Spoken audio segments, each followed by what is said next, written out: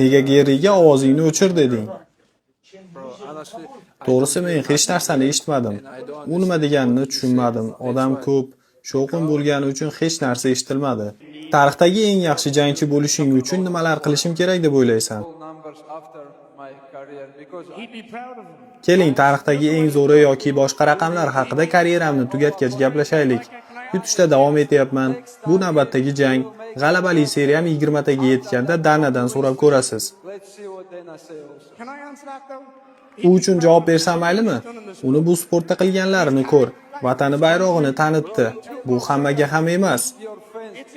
Iltimos, o'chir ovozingni. U dunyodagi eng yaxshi jangchi. Men ularga doim aytganman. Ular ingliz tilini o'rganish uchun men 1 yil davomida pul to'ladim. Ular hech narsani o'rganmadi. Yan Geri uni maqtab turgandi. Bu o'chir dedi. Muloyim bo'l.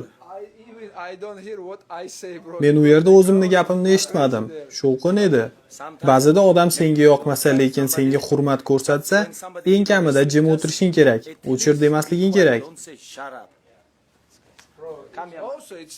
Odam gapirib turganda oraga suqilish ham hurmatsizlik-ku. Men gapirayotgandim.